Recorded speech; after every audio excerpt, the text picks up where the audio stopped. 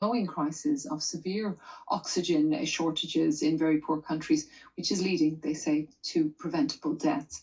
It's a story that the BBC's Navan Singh Khadka has been taking a look at. Good to have you back with us, Navan. So, talk us through when you look at the globe where some of these oxygen shortages are.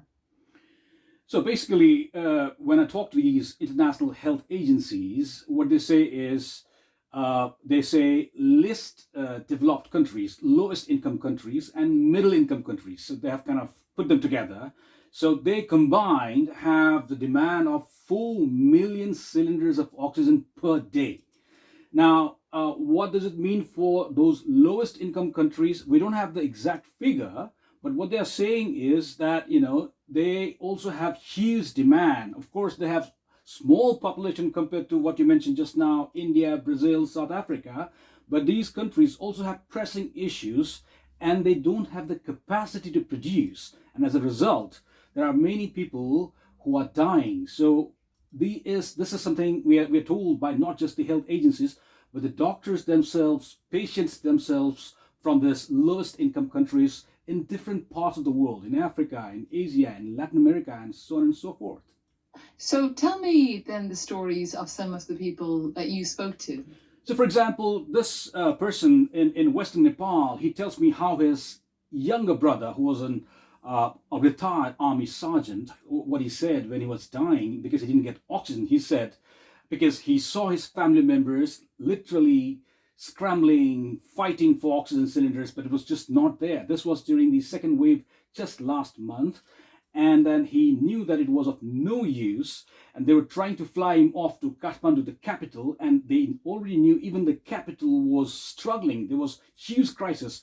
At a point, 45,000 cylinders needed, but they were able to supply not even 7,000 cylinders. So imagine, and this man who was suffering from COVID, he badly needed oxygen. He said, just give up. We can't do anything about it. I want to die. So this elder brother crying, and he tells me this story. Similar story in Paraguay, for instance, this young lady who lost her young brother.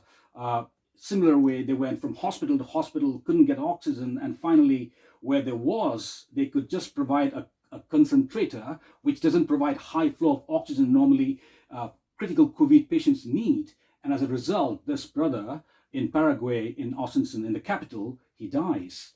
And then the doctor in Somalia, for instance, he tells us how every day, even today, 5 to 10 patients almost every day he sees dying in front of him because there is no oxygen. And during the surge, during the wave, 25 patients every day almost he used to see dying, and they're quite depressed. So this is the story that we get to hear from all of these lowest income countries that are still struggling, and there's warning that if there is a surge again, there will be a repeat of all these stories.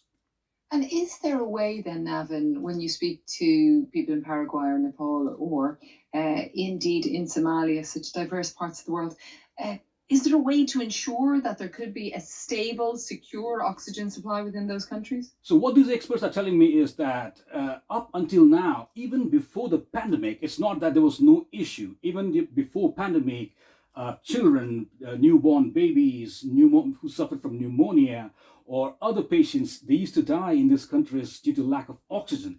It's just that COVID has shown light because, the demand jumped up like anything. Imagine doctors telling me that patients needing 60, 70 liters of oxygen, just like that, and they were simply not prepared.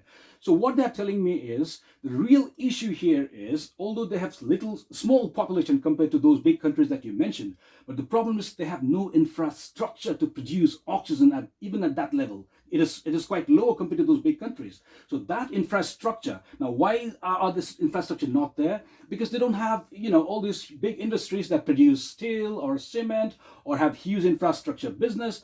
And these other countries, rapidly rising economies, Brazil, India, South Africa, they have these huge industries. They can divert the supply to hospitals during emergencies, and that's not the case with this lowest income countries, and as a result, they're harder hit. Now, the challenge is how do you get those industries there?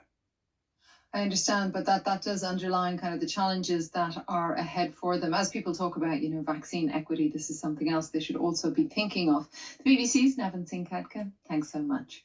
Right, as I'm speaking